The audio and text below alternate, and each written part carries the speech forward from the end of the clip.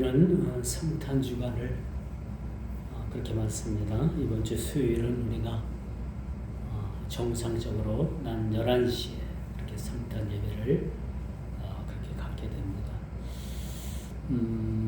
우리가 해마다 성탄하면은 그래도 길거리에 캐럴송이 그렇게 울려지고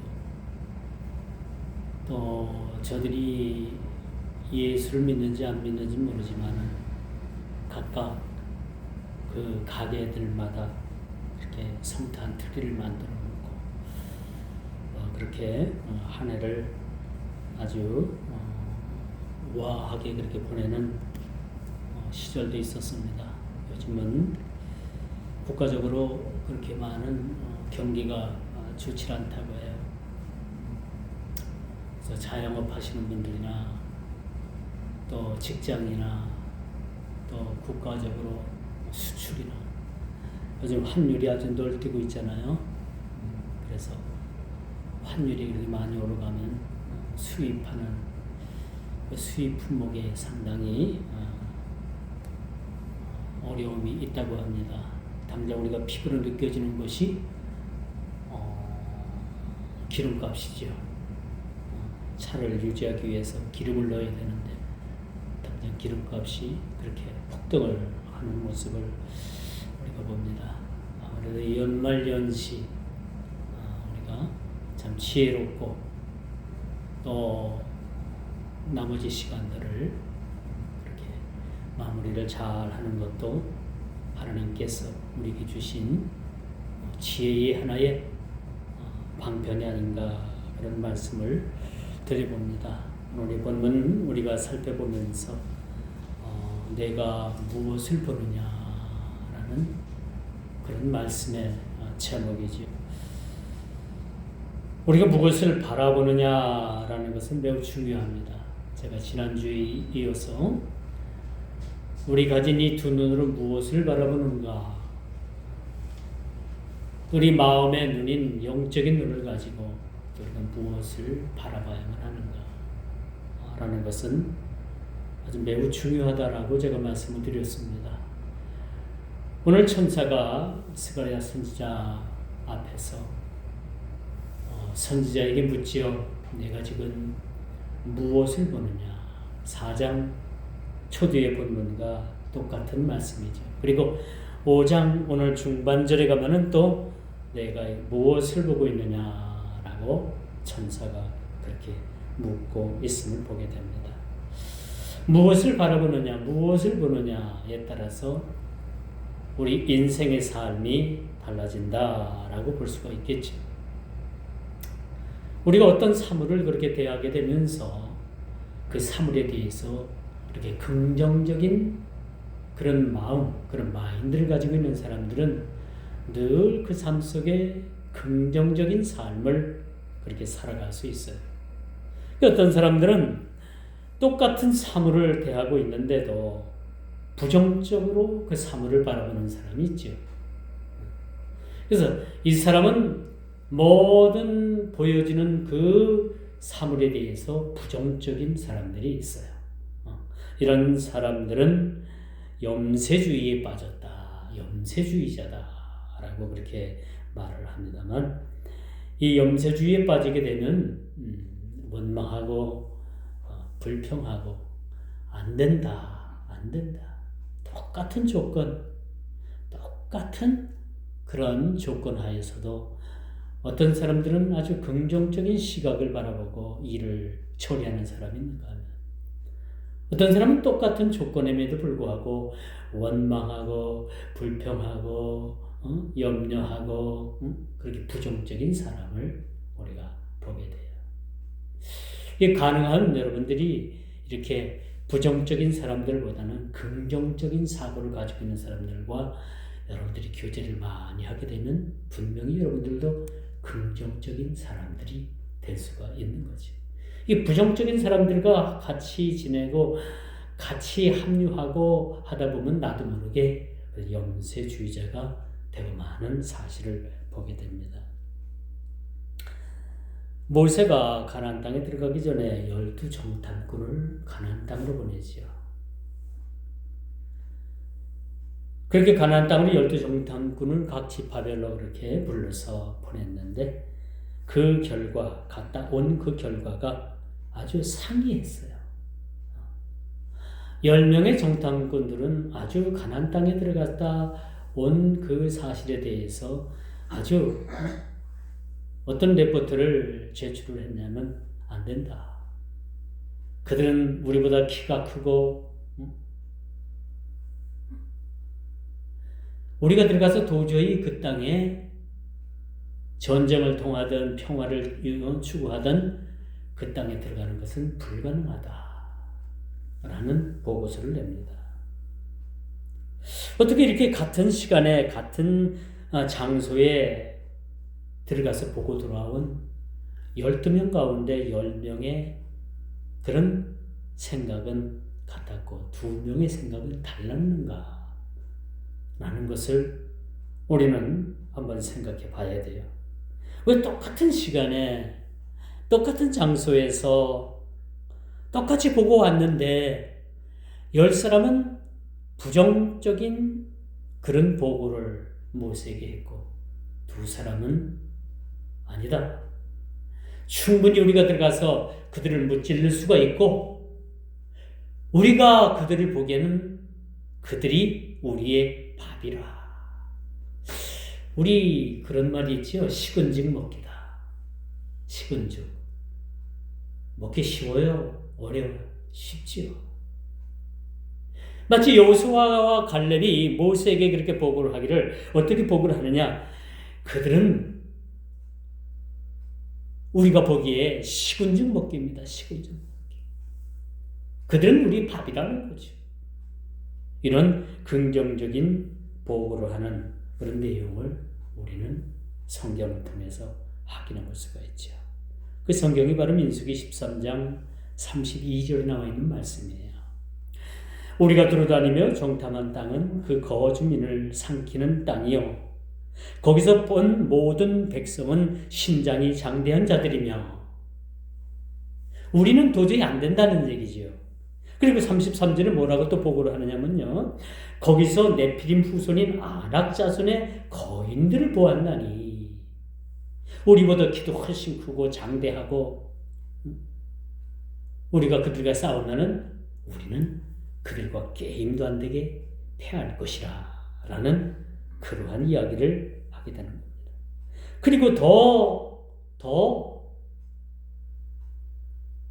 아주 참담한 보고의 내용은 우리는 스스로 그 보기에도 메뚜기와 같으니 그들 앞에서 우리가 메뚜기와 같다는 거예요. 하잘것없는 곤충 메뚜기 떼와 같은 그런 존재가 바로 우리들이라 라고 이 10명의 정탐꾼들은 이렇게 부정적인 보고를 올리게 됩니다. 이 2사람의 보고와는 너무나도 다르죠. 이 2사람의 보고는 어떤 보고를 올렸어요? 그들은 우리의 밥이라. 식은죽 먹기라는 얘기지. 이 너무나도 이렇게 다른 사람이 무엇을 보느냐, 무엇을 바라보느냐, 바라보는 그 내용을 통해서 어떻게 그 내용 바라보는 그 사물을 어떻게 우리가 이해할 것인가, 어떻게 판단할 것인가 라는 것도 매우 중요하다라고 말씀드릴 수가 있는 것입니다. 오늘 본문에도 보니까 천사가 뭐라고 말을 해요? 2절이죠. 그가 내게 묻되 내가 무엇을 보느냐. 그쵸? 무엇을 보느냐. 이건 매우 중요합니다. 우리가 살아가면서. 무엇을 보고 살아가느냐. 좋은 사람만 바라보고 우리가 살면요. 나도 모르게 좋은 사람이 돼요. 나쁜 사람, 악영향을 끼치는 그런 빌런들, 악당들만 바라보고 그들 속에서 살아가게 되면 나도 모르게 악당이 되어버려요. 악당. 이 본문은 6번째 환상과 7번째 환상이 기록되어 있는 내용입니다. 5장은 천사가 나타나서 스가랴 선지자에게 보여주는 이 환상을 보여주는데 6번째 환상과 7번째 환상이 그렇게 기록이 되어 있어요. 4장에서의 마찬가지로 천사는 선지자에게 묻되 내가 무엇을 보느냐? 무엇을? 여러분, 이 설교로 여러분 제목만 여러분들이 잘 이해를 해도 인생이 달라져요. 무엇을 보고 살아가느냐? 그 본 것을 가지고 어떻게 긍정적으로 내가 받아들일 것이냐, 부정적으로 받아들일 것이냐, 내가 바라보는 그것을 통해서 어떤 시각을 가지고 바라볼 것이냐, 무엇을 바라볼 것이냐 라는 것이 매우 중요합니다. 여기서 선지자 앞에 날아가는 두루마리가 보입니다. 두루마리가 보이죠.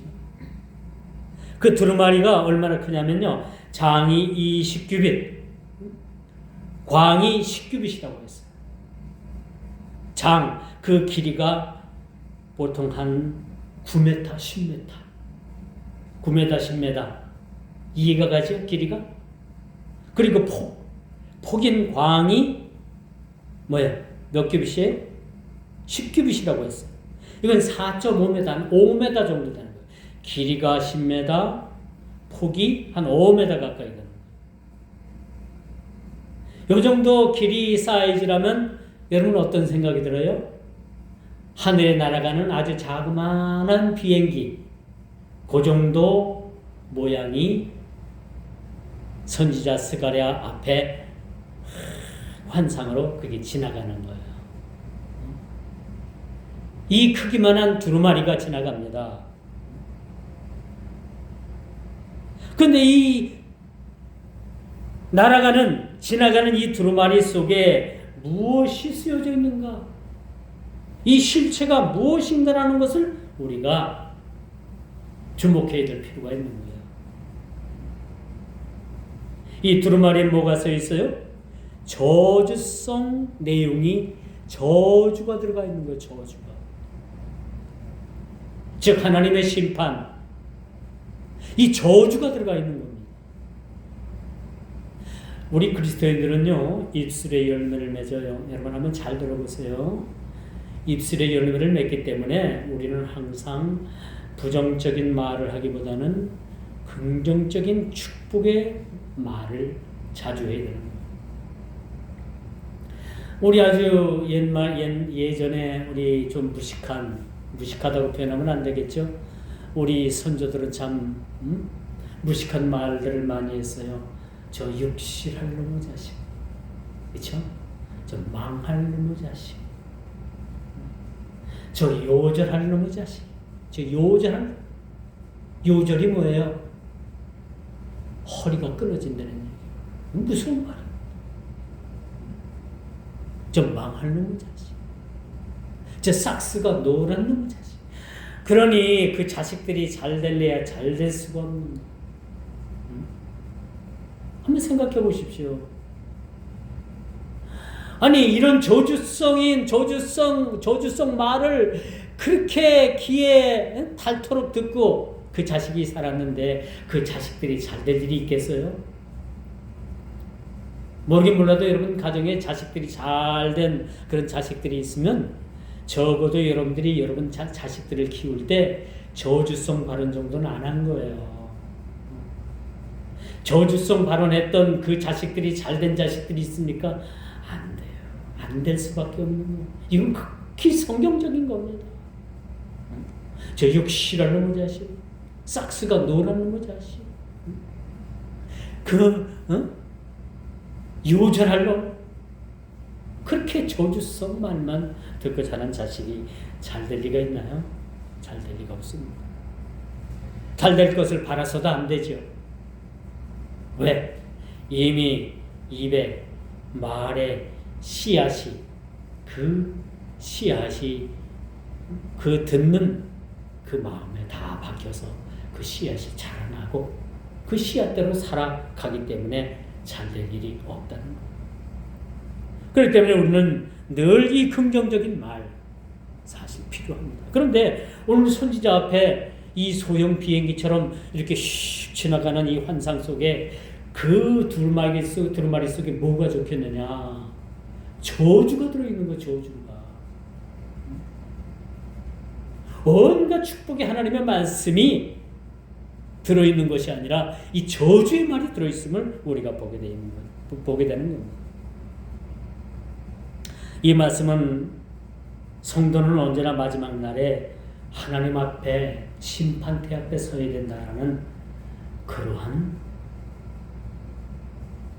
일을 우리는 잊어서는 안 된다는 거죠.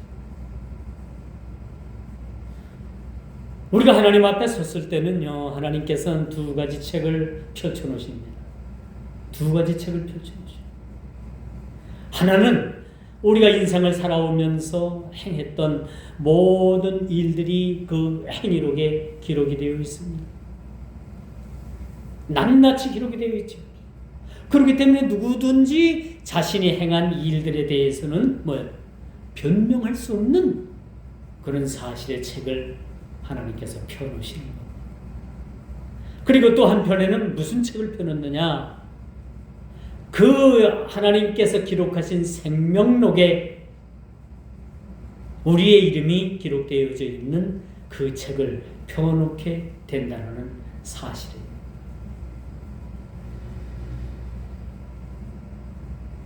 참 두렵고 떨리는 마음으로 우리가 이 사실에 대해서 한번 깊이 생각해 봐야 돼요. 그때 가서는 변명할 수가 없죠. 하나님 앞에서 변명이 통합니까? 변명이 통해요? 안 통해요. 하나님은 모든 것을 다 알고 계시는 분이시기 때문에 우리로서는 하나님 앞에 변명할 수 없는 그런 사실이죠. 그리고 우리 삶의 일거수일투족은 참 중요한 게 뭐냐면요, 우리 그리스도인들은요, 우리가 살아가면서 일거수일투족이 매 순간순간마다 중요하다는 얘기예요. 이 순간이 지나가면 여러분 다시 이 순간을 되돌릴 수가 없는 거예요. 그렇지 않습니까? 그렇기 때문에 오늘을 우리가 천년같이 살아야 되고요, 천년이라는 세월을 오늘 하루같이 우리가 살아가야 되는 거예요. 그래서 천년이 하루같이, 하루가 천년같이, 천년이 하루같은 이 세월에 우리가 어떻게 세상을 살아가야 될 것인가라야 되는 것에 대해서 우리는 깊은 통찰력을 가지고 날마다 나를 돌아보고 자고하지 않도록 우리 스스로를 돌아보는 삶이 사실 필요한 겁니다. 가장 여러분 바보 같은 사람이 뭔지 압니까? 지내놓고 후회하는 사람이에요. 지내놓고 후회하는 사람이에요. 결코 여러분들이 후회하는 삶을 살아가서는 안 되는 겁니다. 아이고, 그렇게 할 걸 후회해도 시간을 되돌릴 수는 없는 거예요. 그렇기 때문에 오늘 하루 여러분, 하나님께서 주신 이 하루, 여러분 참으로 아주 가능한 한 우리가 하나님 뜻대로 살아가는 것이 얼마나 우리 인생에 중요한가라는 것을 이 해가 다가기 전에 여러분 깊이 깨닫고 이 한 해를 보내고 아이고 2024년에 그렇게 후회스러운 삶을 살았는데 그렇게 껄껄껄 후회하는 삶이 되지 않기를 바랍니다. 우리가 가능하면 되도록이면 우리가 하나님 앞에 죄 짓지 말고 주님 나라를 위해서 최선을 다하는 삶을 살아야 돼. 그렇지 않겠습니까?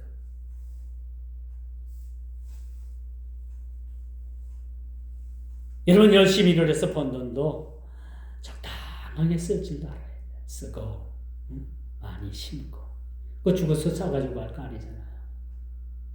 죽음 앞에서 임종 앞에서 많은 재산이 있는데 이 자식들은 그 부모가 죽는 것에 대해서 관심이 없어. 부모 숨 떨어지면 이걸 어떻게 나누고 내가 어떻게 하면 더 많이 가져갈까, 그런 생각에 치우친 자식들도 많이 있다. 그건 자식도 불행하고 죽는 부모도 불행한 겁니다. 가진 것을 가지고 선하게 우리가 쓰는 거야.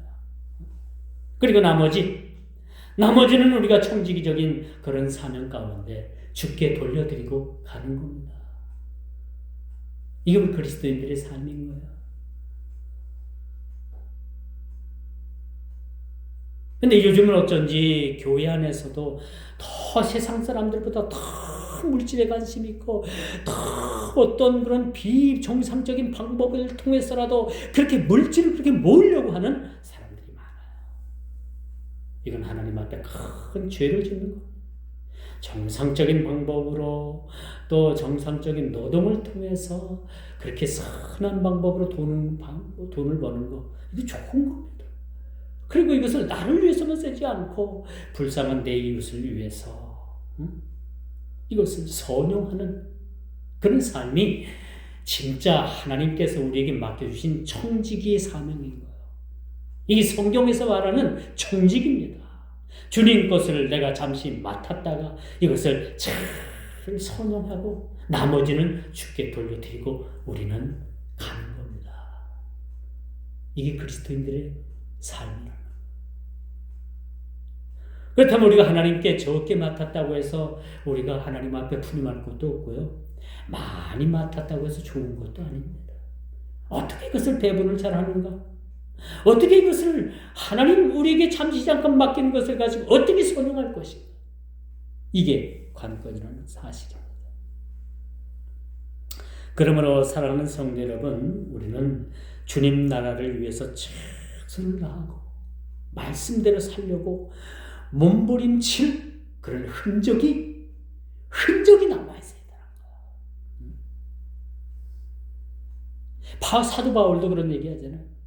자꾸 그 사도권에 대해서 자꾸 시비를 거니까 나 더 이상 건드리지 마라. 내 몸에는 누가 있어? 예수님의 흔적이 있다. 예수님의 흔적이 내 안에 있다. 우리가 정상적인 그리스도인이라면요, 우리의 삶에 예수의 흔적을 남기고 가는 거야. 우리 인생에 예수를 믿는 그 믿음의 족적을 우리가 남기고 주님 앞에 가야 되는 거예요. 적어도 저와 여러분들의 묘비 속에는, 묘비에는 그런 내용이 적혀 있는 거예요. 있어야 되는 거예요. 여기 예수 그리스도를 참 믿음으로 믿다가 하나님의 부름을 받은 아무개 여기에 잠들다. 여러분, 묘비에 이 정도 내용은 여러분들이 기억은 되어야 되지 않겠습니까? 적어도 우리 묘비에는 이런 묘비의 글이 적혀져야 된다고 생각을 합니다. 한마디로 될 때라 되라 식으로 여러분 인생을 살면 반드시 하나님 앞에 큰 책망을 듣게 될 뿐만 아니라 이 큰 죄로 인해서 고통을 당할 수밖에 없다는 사실. 될 때라 대로식으로 살면 안 되는, 하루를 계획을 가지고 규모 있게 시간을 아끼고 세월을 아끼는 삶, 이게 중요하다는 거예요.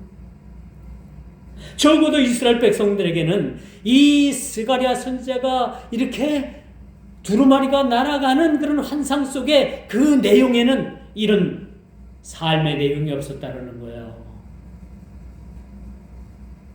이런 내용이 아니라 저주성의 내용이 그렇게 가득 차 있었다는 것을 볼 때 한마디로 불행하다라고 볼 수밖에 없는 것이죠. 요즘 세상을 양심을 따라 살면 바보 취급받지요. 응? 그래도 여러분, 우리가 하나님께서 주신 선한 신앙의 양심을 가지고 세상을 살아가야 돼. 바보 취급을 받는다 하더라도 자신을 위해서, 자신의 유익을 위해서 남을 속이고 빼앗고 남을 해치고 내 유익을 위해서 내 주위의 사람들이 죽어나가고 수십 가지 죄를 지어도 그 죄를 죄로 여기지 않는 그 죄에 대해서 그 양심의 그 죄의 화해를 맞은 그런 삶을 사는 자들에게는 반드시 하나님의 심판이 기다리고 있다는 사실, 우리는 깨달아야 되는 겁니다. 이것을 깨달아야 돼요.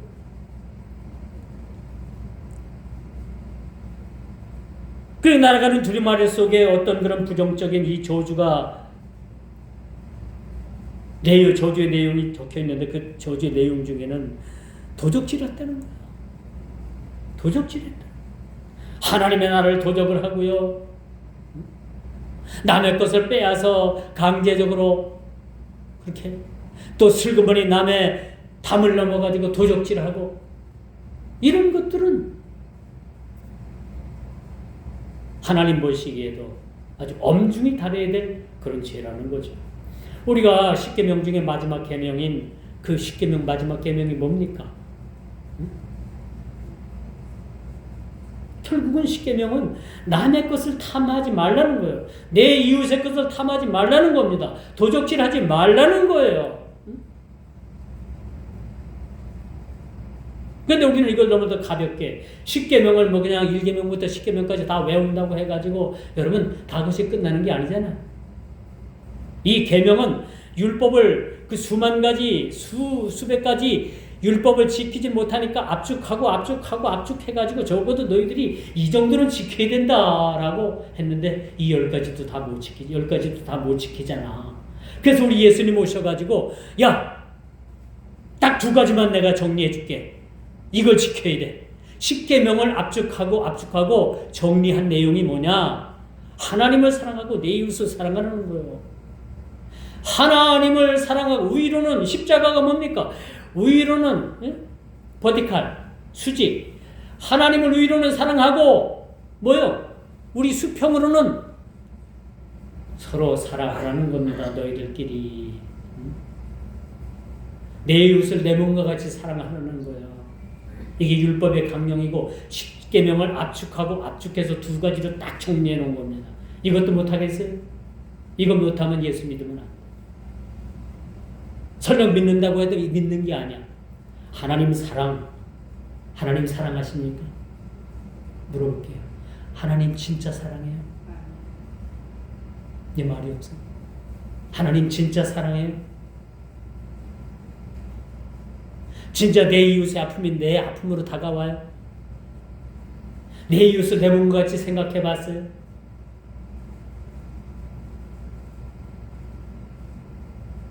이거 2가지만 실천하면요 절대 이 세상에서 살인사건이 일어나지 않아요. 감옥이 필요 없어요. 응? 사법부가 필요 없어요. 입법부도 필요 없어요.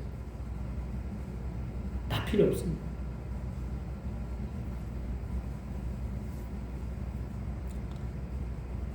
요즘 정치하는 사람이나 사업하는 사람이나 또 요즘 보니까 또 불법 노조가 아주 판을 치더라고요.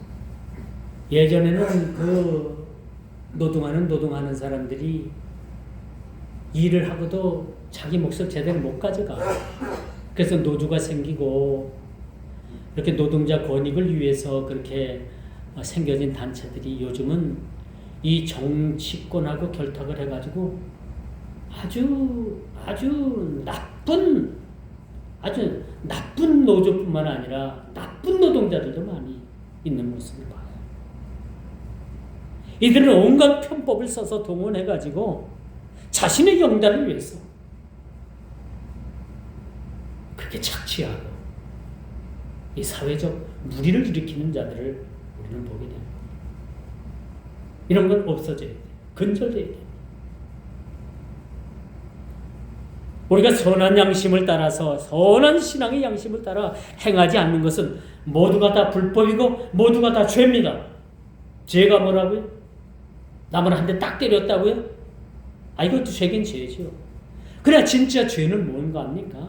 진짜 죄는 우리가 선한 신앙의 양심을 따라서 행하지 않는 모든 것들, 모든 불법 이것들을 죄라고 정의할 수가 있는 것입니다.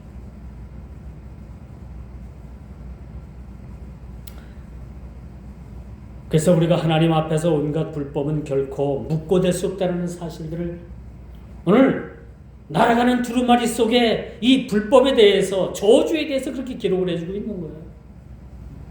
그 속에 어떤 저주가 들어있는가. 그러므로 여러분 사람의 눈은 속일 수 있어요. 여러분 그렇죠? 여러분이 저를 속일 수도 있고요. 제가 여러분들을 속일 수도 있어요. 그러나 우리가 하나님의 눈은 속일 수가 없다. 절대적으로, 이건 절대 불가한 일입니다. 하나님의 눈은 속일 수가 없어. 이렇게 두려운 하나님 앞에 우리가 무엇을 속일 수가 있겠습니까? 속일 수가 없다. 결국은 하나님의 눈을 피해갈 수가 없다는 얘기죠. 그러므로 우리 그리스도인들의 삶은 자신을 비워 타인을 위해서 나누는 삶, 이 총직적인 삶, 제가 조금 전에도 언급을 했습니다만 이런 삶이 우리에게 필요하다라고 말씀드릴 수가 있는 것이죠. 그리고 또 두 번째, 함부로 하나님의 이름을 망령되지 일컬지 않는 것. 이스라엘이 제가 바로 거기에 있었습니다. 우리 꼽깃하면 당신 하나님 앞에 맹세할 수 있어? 이거 어떻게 이게 얼마나 무서운 말인데. 절대 이런 맹세는 우리가 하면 안 돼. 이런 맹세를 강요해서도 안 되고 내 스스로가 이런 맹세를 해도 안 돼. 왜 그런가? 마태복음 5장 34절에 보니까 우리가 하나님의 이름으로 맹세하지 말아야 될 그런 이유가 거기에 있더라고요. 나는 너에게 이르노니 도무지 맹세하지 말지니 하늘로도 하지 말라. 이는 하나님의 보좌요. 35절에 보니까 땅으로도 말라. 이는 하나님의 발등상이요. 예루살렘으로도 하지 말라. 이는 큰 임금의 성임이라. 그렇기 때문에 우리는 함부로 맹세해서는 안 돼요.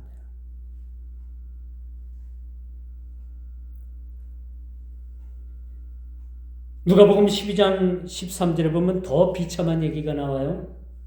무리 중에 한 사람이 이르되 선생님 내 형을 명하여 유산을 나와 나누게 하소서 하니 이 예수님이 화가 잔뜩 났어요. 이 말씀을 듣고 이 말을 듣고 그리고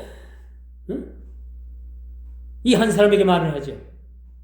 내가 너희 형제들 재산 분배하기 위해서 해주기 위해서 내가 이 땅에 오는 줄 아느냐. 바로 화를 내셨죠.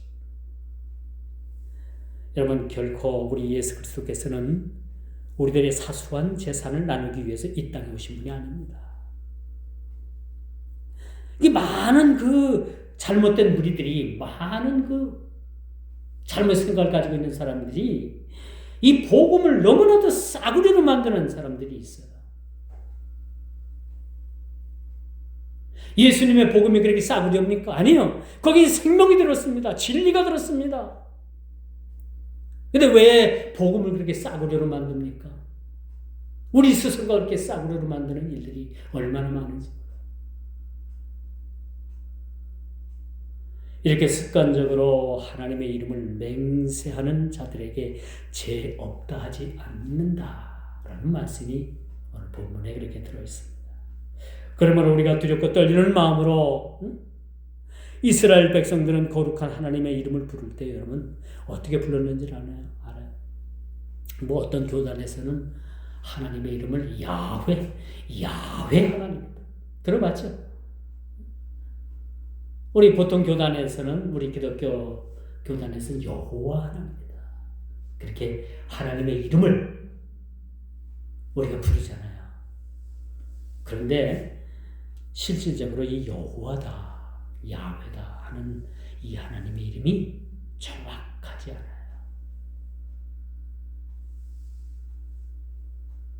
왜 이렇게 정확하지 않는가에 대해서는 그 이스라엘 백성들은요, 이 거룩한 하나님의 이름을 함부로 부를 수가 없었어. 가르쳐주긴 가르쳐줬어, 하나님께서. 근데 이 너무나도 거룩하고 너무나도 위험하신 그 하나님의 이름을 이스라엘 백성들이 함부로 부른다라는 것은, 이름을 부른다는 것은 있을 수 없는 일이야. 예를 들어서 여러분들의 아버지 이름을 함부로 부릅니까? 그냥 아버지 하잖아요. 여러분들의 아버지의 이름을 막 그냥 불러요? 친구처럼? 그런 자식은 없습니다. 마치 이와 같은 이치인 거예요. 이스라엘 백성들은 그 거룩하신 하나님의 이름을 함부로 부르지 못했어요. 그래서 우리가 성경에나 또 우리가 하나님의 이름을 부를 때는 그런 백성들은 이름을 눈으로는 봐요.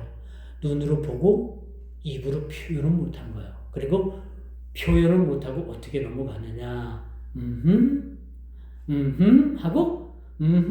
하고 그냥 넘어간 거예요. 이스라엘 백성들은 대대로 하나님의 이름을 읽다가 하면 다 알아듣게 되는 거예요. 이렇게 하나님의 이름이 참 거룩하심을 너무나도 거룩했기 때문에 그 이름조차도 부르는 것을 불경의 죄로 여기고 넘어갔다는 사실 우리는 기억을 해야 합니다. 이제 마지막 세 번째 6절입니다. 이것이 무엇이니까? 라는 또 한편의 물음을 우리가 접하게 되죠. 이제 본문 마지막 환상에 에바에 대한 환상이 이렇게 나오게 돼요. 이 에바라는 것은 곡식의 부피를 재는 하나의 도구입니다. 에바라고 하면 여러분들이 알아듣기가 좀 쉽지 않은데 이 에바는 지금은 이제 다 없어졌죠. 예전에 제가 어렸을 때는 곡식을 팔기 위해서 곡식의 그 부피를 알기 위해서는 뭐가 있었어요? 한 대짜리 대가 있었고 반 대짜리 대가 있었고 5대를 하나로 묶는 말이 있었지요. 둥그런 말. 대는 네모밭도 됐었고. 저도 어릴 때 부모님들이 이런 도구를 가지고 한 대다, 두 대다, 뭐 한 마리다, 두 마리다 이걸 재는 것을 봤습니다만 오늘 등장하는 에바가 바로 그런 거예요. 이 에바르다. 이 에바의 기능은 뭐냐? 곡식을 양을 가늠하는 기구인 거예요. 근데 왜 이 에바가 등장을 하느냐? 이 에바가 등장을 하고 한 여인이 그렇게 등장을 하죠. 근데 이 여인이 이 에바 속에 들어갔는데 이 여인의 모습이 에바 속에 가득 차 있질 않는 거예요. 이건 뭘 보여주는 거냐? 뭘 의미해 주고 있는 거냐? 이 에바 속에 한 여인이 들어가 있는데 이 여인이 들어갔음에도 불구하고 에바 속에 있는 그 공간이 좀 넉넉하게 비어 있는 거예요.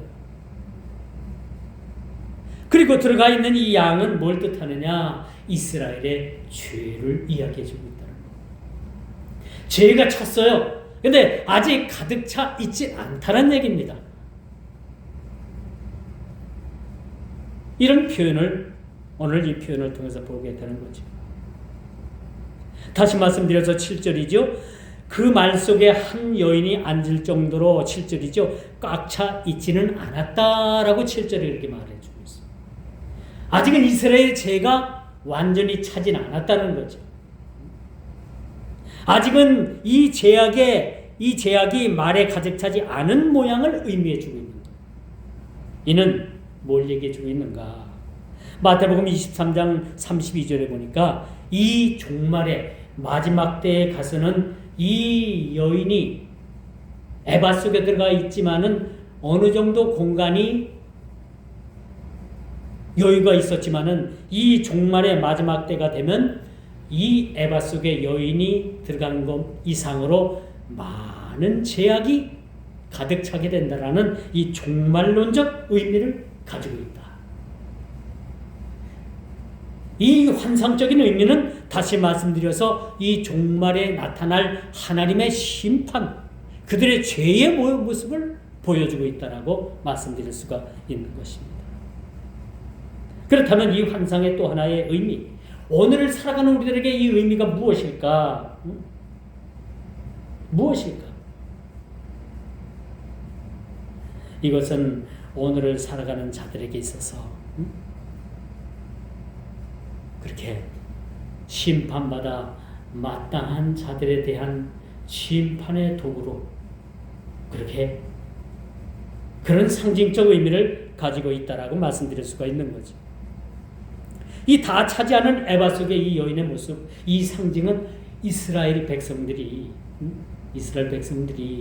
이젠 그 70년 바벨론 포로 생활에서 돌아와서 성전을 건축하잖아요. 성전 외곽을 그렇게 삥 둘러 담을 치고 그 가운데 스룹바벨 성전을 세우게 되는데, 성전 건축을 하는데 열심을 가지고 성전 건축을 위해서 그렇게 일하는 사람이 있는가 하면 빈둥 놀고 성전 짓는데 나오지도 않고 일도 하지 않고 그것까진 좋다 이거예요. 그런데 성전을 짓는 일에 있어서 해방을 하는 해방꾼들이 있었으면 우리가 보게 되는 거예요. 이런 자들을 하나님께서 심판하시는 그러한 상징적 의미로 오늘 그 에바라는 환상을, 7번째 환상을 그렇게 보여주고 있음을 우리가 보게 되는 것입니다. 그러므로 여러분, 이 말씀은 오늘 사는 이 동시대에 경건의 모양은 있으나 경건의 능력을 부인하는 자들, 제가 지난주에도 이 말씀을 언급했어요. 이런 자들에게서 여러분들 돌아서야 되는 거예요. 가까이도 가지 말아야 되는 거예요. 요즘 말로 말도 섞지 말아야 되는 거예요. 경건의 모양은 있으나 경건의 능력은 부인하는 자들이니 이런 자들에게서 너희가 돌아서라. 그렇게 말씀해 주고 있음을 보게 됩니다. 이렇게 한 에바가 그렇게 가득 차지 않은 이 모양은 오늘날에 수많은 그러한 그리스도를 배반하고 그리스도를 대적하고 그런 자들에 대한 오늘날의 현실을 반응한 모습이라고도 말씀드릴 수가 있는 겁니다. 자, 이제 말씀의 결론을 맺을게요. 심판이라는 이 동일 주제로 보여준 이 두 번의 환상을 우리는 오늘 기억을 해야 합니다. 오늘 사는 저와 여러분들이 어떤 의미로 이 말씀을 받아들여야 되는가 대한 물음이 오늘 본문에 이렇게 나와 있습니다. 이 말씀은 오늘 사는 우리들에게도 여전히 경고의 말씀은 유효하다라는 말씀을 드릴 수가 있는 거죠. 현재 우리의 나 대한 그런 신앙의 태도, 종말의 시대에 이루어질 궁극적인 심판을 통해서 반드시 하나님의 심판이 이루어진다라는 것을 우리는 꼭 기억을 해야 된다는 사실. 이런 의미를 가지고 이런 환상이 6번째, 7번째 이 환상이 등장을 하게 되는 거예요. 이 환상, 이 말씀을 여러분들이 읽으면서 이 환상이 이런 내용이요. 그렇다면 오늘을 사는 우리가 어떻게 세상을 살아가야 될 것이고 이 말씀이 오늘을 사는 우리들에게 어떻게 이것이 교훈이 되고 이것이 우리에게 살아가는 데 있어서 어떤 영향력을 끼칠 것인가, 어떤 영향을 주는가 라는 것에 대해서 우리가 깊이 그 의미를 새겨야 되는 저와 여러분 모두가 다 되기를 주님의 이름으로 축원하면서 말씀을 맺도록 하겠습니다. 기도합니다. 주님, 오늘도 하나님의 이름을 망령되이 여기는 일들이 우리 주위에 얼마나 많은지 모릅니다. 에바의 비유를 통해서 하나님, 우리가 이 마지막 때에 어떻게 살아가야 되며 하나님, 우리가 참으로 그리스도인으로서 어떤 삶을 살아야 되고 어떤 영향력 가운데 우리가 세상을 살아가며 세상을 향해서 우리가 어떤 그런 영향을 끼칠까야 되는 것을 우리가 깊이 고민하고 되새기는 우리 모두가 다 되게 하여 주옵소서. 예수님의 이름으로 기도드리옵나이다.